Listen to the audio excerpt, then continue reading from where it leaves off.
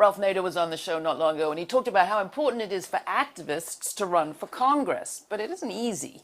We followed Chase Iron Eyes, who is an attorney and an activist in the Native American movement. He represents the Standing Rock Sioux Nation, and he's running for Congress in North Dakota.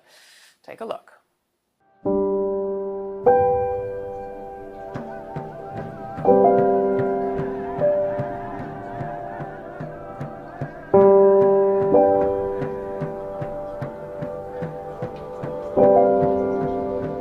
The oil company is not backing down, and they've achieved a lawfully permitted right-of-way. They're going to build this pipeline. They've got the power of the state.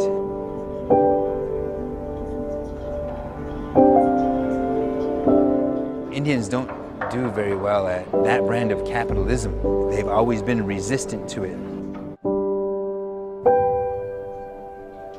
When I decided to seek the nomination to run for United States Congress, I was coming up to the NPL convention in Bismarck, North Dakota, and I ran into about 100 horse riders and runners and a caravan of about 100 cars that were blocking the entire highway. And they were going to establish the first resistance camp by the Cannonball River to protest this pipeline.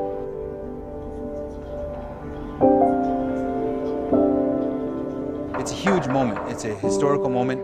It's a collection of human rights, environmental rights, racial relations, economic relations. It's a cry out for a new economy, a new reality.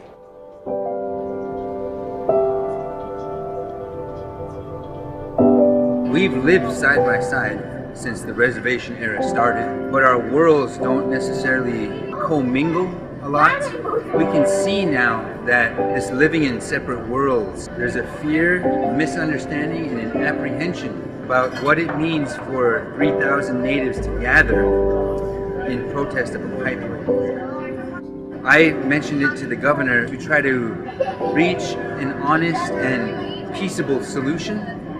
He said he'd be willing to do that, but since that discussion, all they've done is call for more federal dollars to up the security and replenish the money that was spent. It's created a situation where we have to do our best not to fall into those lines of division that are being drawn in a way that positions lawful, tax-paying National Guardsmen against a group of unlawful protesters.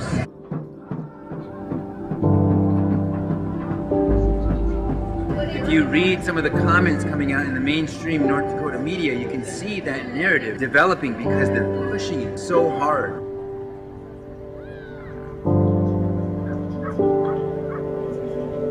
Because they've declared a state of emergency, because they've called out the National Guard and activated them, because there are military-style roadblocks, it creates an atmosphere of apprehension.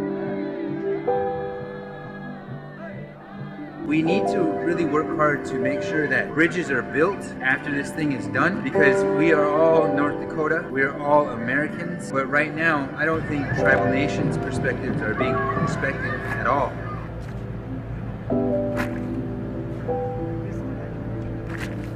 It's been a test, it's been a blessing and a curse, but anybody who wants to be a leader should not shy away from any of the real issues that confront, our leadership, our constituency, and our society. Politicians are not leaders.